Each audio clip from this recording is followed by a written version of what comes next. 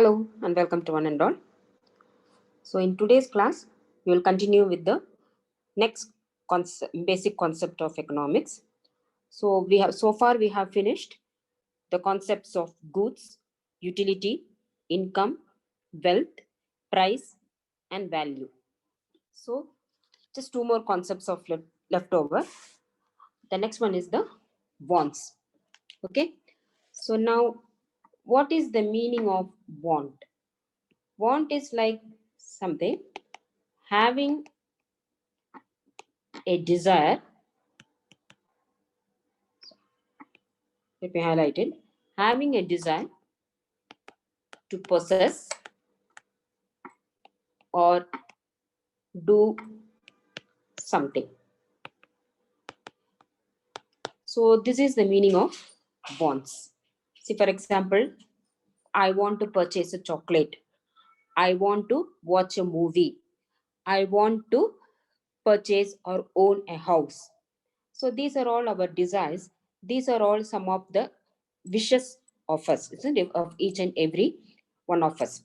So these desires or wishes, they are all called as wants in economics.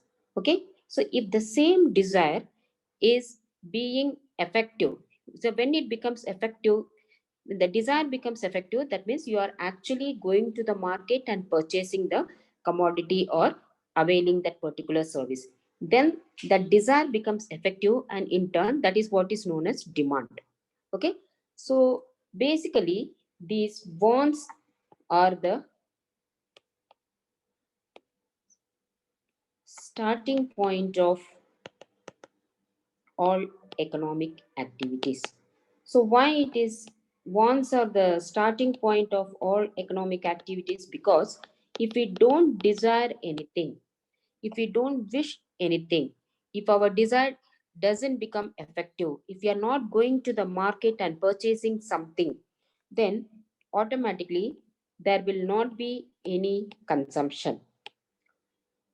Then if there is no consumption, then there will not be any production. The consumer is not demanding anything, the producer will not produce anything. If there is no consumption or production, there will not be any market and there will not be any exchange. If there is no exchange and no production, automatically there will not be any distribution. So, in other words, in short, there will not be any economic activities. So, wants, that's why we say that wants are the starting point of all economic activities. Okay. Now, these wants of the human beings, they are having certain characteristics. So, let us see what are all the basic characteristics of human wants.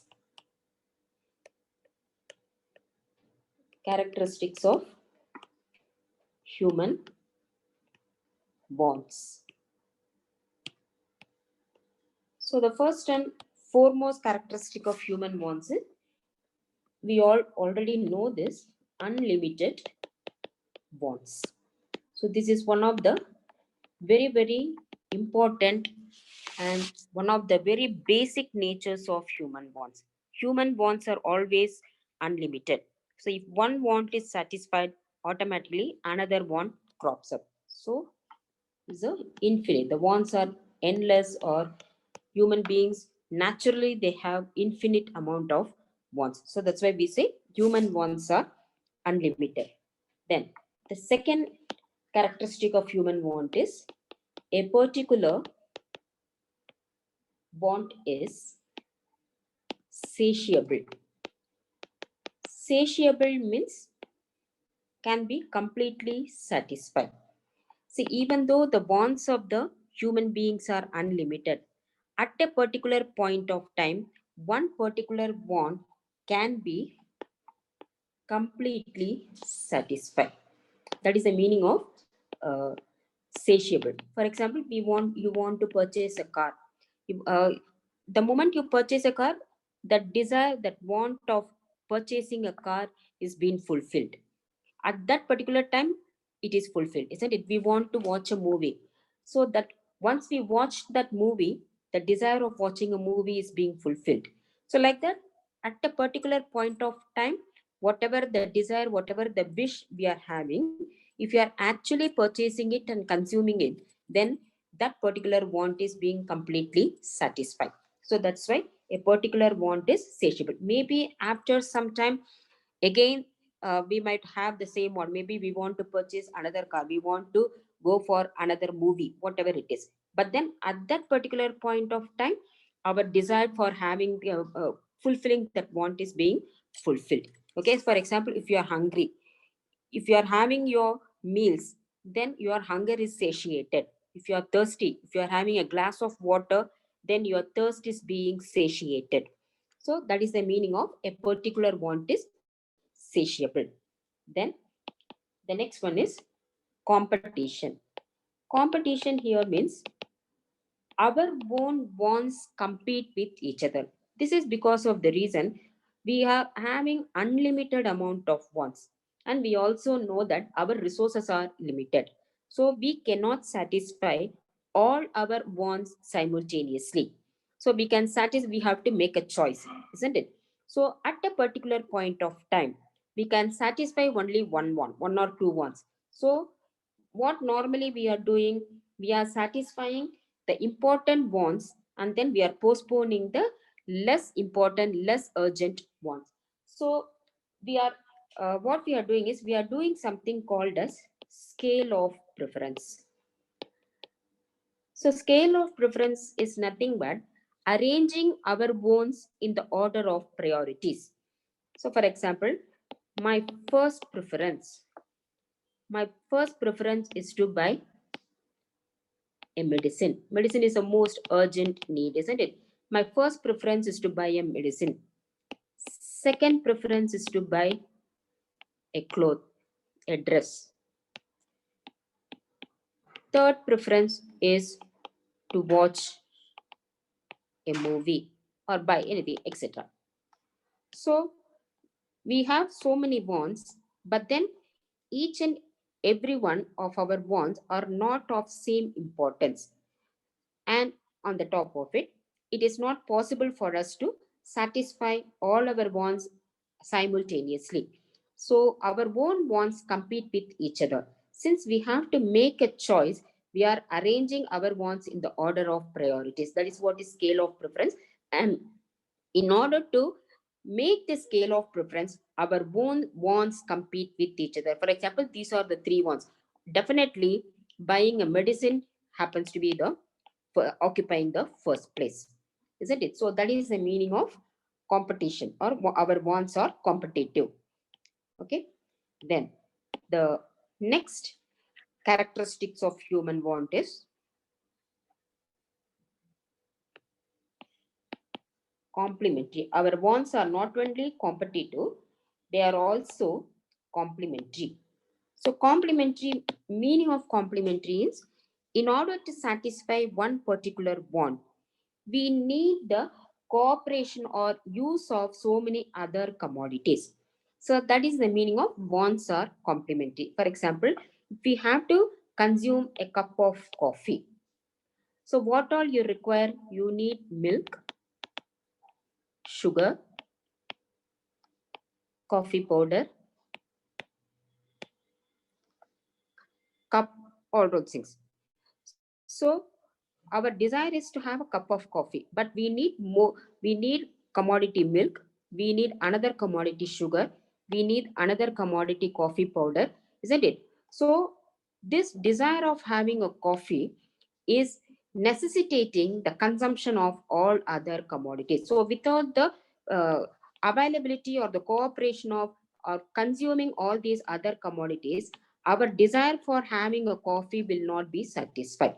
So in this way, we are not directly desiring to have milk. We are not directly desiring to have sugar, but indirectly we are consuming these commodities also, because unless we have all these other commodities, our want of having a coffee will not be satiated. So that is the meaning of wants are complementary. In order to satisfy one particular want, we need the cooperation or the usage of so many other commodities. So that is the meaning of wants are competitive. Or if you want to write a letter, So we need a paper, you need a pen, you need a table. So these are all the cooperative factors which is enabling you to write a letter. So that is the meaning of bonds are complementary. Okay.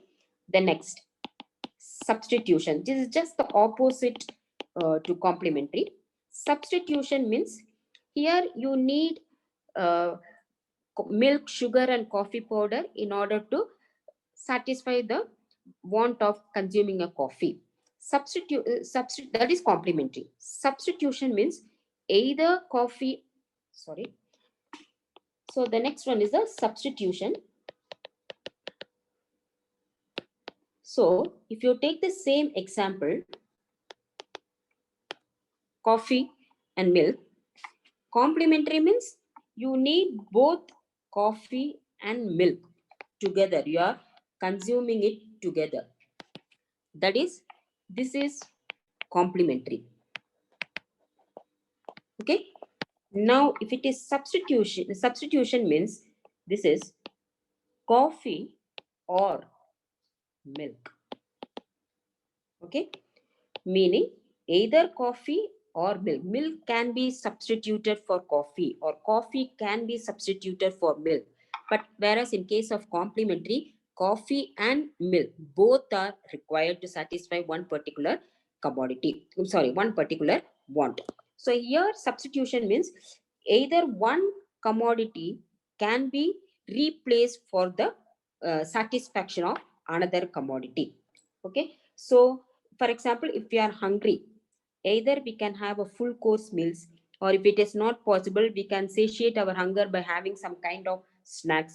Or if we are thirsty, either we can have a glass of water, or that can be replaced by having a cool drink. So if one want is replaced by the consumption of another want, then that want is called as the substitution. So our wants can be substituted. Then the next characteristic of want is wants recur. Some of our wants, even though they are completely satisfied, even though they are satiable, they keep on recurring again and again. So the best example is food.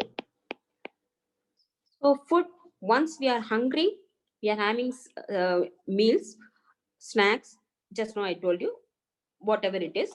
But then again, after some time, we again feel hungry, isn't it? So we are having breakfast in the morning. So our hunger is satiated. And again, at noon, we need lunch. Again, our hunger is satiated. And again, evening tea time, we need certain snacks. And night dinner, so at that particular time, our hunger is satiated, but after some time, the same hunger erupts again. So our desire, our want of consuming something, eating something recur again and again. So that is the meaning of wants keep recurring. Then the next feature of want is wants turn into habits. Some of the wants, if you routinely keep on consuming a certain type of commodities, you will become habituated. So that same want will become a habit. For example, in the morning 8 o'clock, if you are used to consume coffee, then you'll be addicted. Every day you want coffee at 8 o'clock. So, or for example, 10 o'clock you are used to having tea. Then every day at 10 o'clock, you will be wishing to have, wanting to have, desire to have tea. So some of our wants will turn into habits. You get habituated or you become addicted to that particular commodity. That's wants turn into habits. Then the next one is bonds vary with time, place, and person. This I already explained to you when I was explaining about utility. So wants vary with time. So depending upon the season, winter, period of winter, we need woolen clothes. And During summer, we need cotton clothes. Okay. Place in cold regions, again we need woolen clothes. In or another example, you need hot beverages. And in warm places, we need warm or cotton clothes, or you need ice cream or cool drinks. And wants turn into person. So each and every one of us don't like the same thing. One person might be liking coffee, another person might be liking tea, one person might be preferring economics, one student might like economics, another student might like chemistry, isn't it? So each and every one of us or every single person wants are not the same. So it differs from one person to person, it differs for the same person time to time, and also from place to place.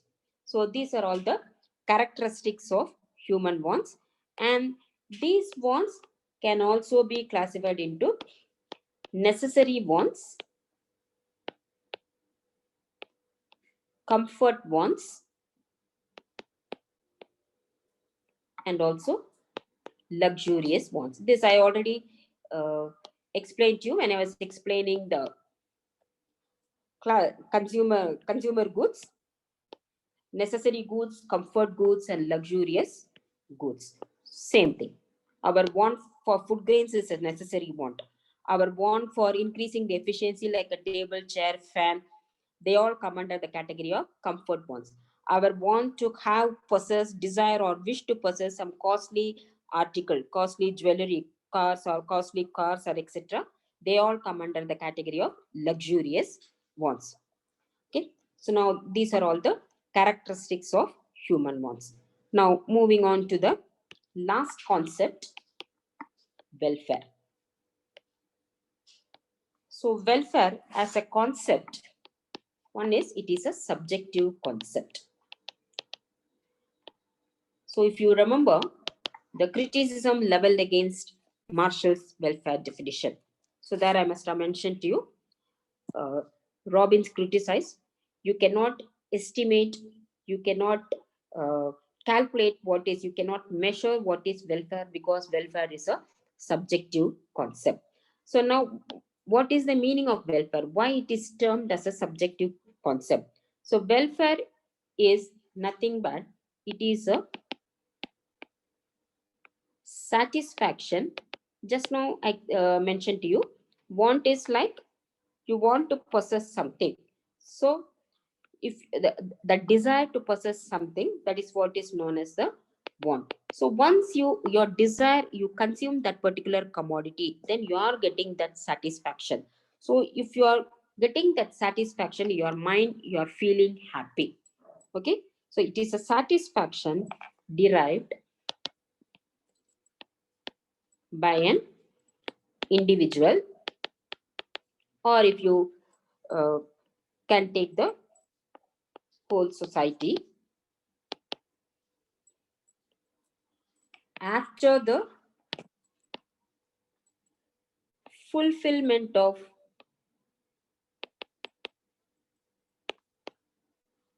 wants or feeling happy. Okay, so that's why it is a in our mind we are feeling happy, because we are able to purchase that particular commodity, we have satisfied our want. So that satisfaction leads to feeling happy. So that's why it is a feeling in the mind. That's why it is called as a welfare is a subjective concept. Now, in order to feel that happiness, in order to fulfill that want, in order to fulfill that desire to have or possess something, then what do we require? We require wealth. wealth, normally income. So income comes under the category of wealth, isn't it? So wealth or income is the source for being happy, source of welfare. That's why Marshall said wealth is the means to attain welfare. So whatever the wealth that is possessed by a human being, it has to be used for fulfilling the desire, fulfilling, getting that satisfaction. So wealth is the means to attain that welfare.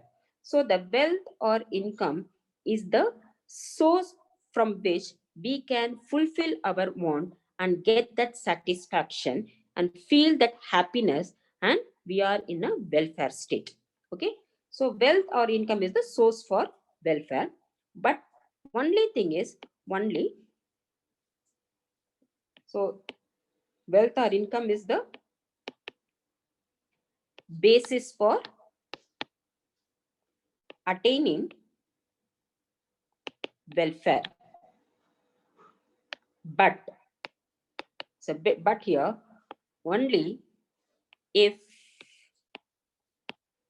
the wealth is used properly.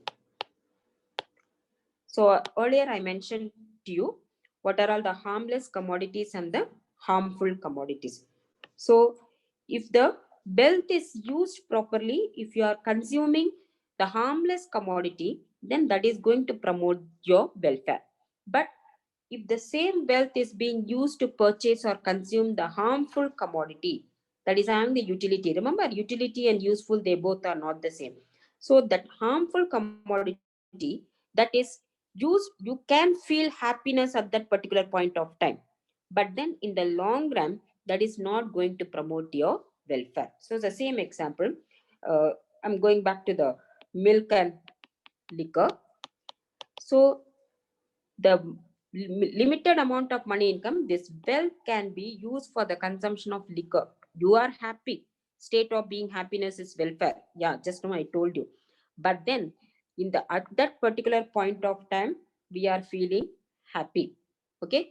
Or whoever is consuming liquor, they are feeling happy. But in the long run, it is not promoting the this liquor does not promote welfare. So there is a slight difference over there. So as long as the wealth is used properly, that is, if it is used to purchase milk or any other harmless commodities, pen or pencil or whatever it is, honey, sugar, anything else which are chocolate, anything you are using for the consumption which come under the category of harmless, then that might promote the welfare. But if the same thing is used for the harmful commodities, that is not going to promote the welfare. Even though you are satisfied, you are feeling happy, that is only for the time being. Okay, now even when you take the country as a whole, so when you take the country as a whole,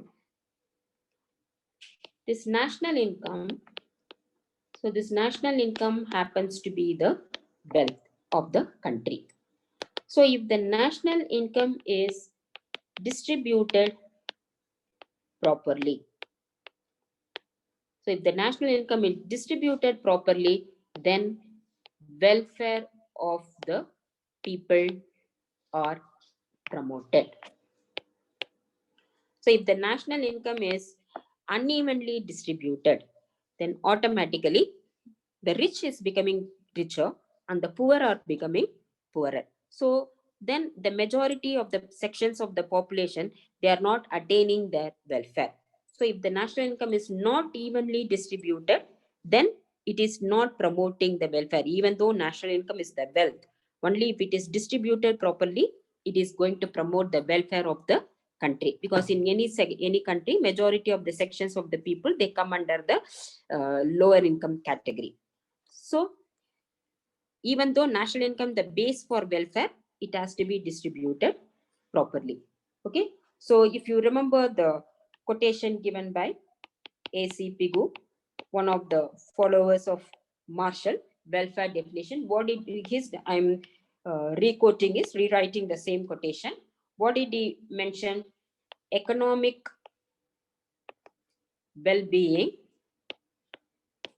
So well-being is nothing but welfare. Is that part of social welfare that can be brought directly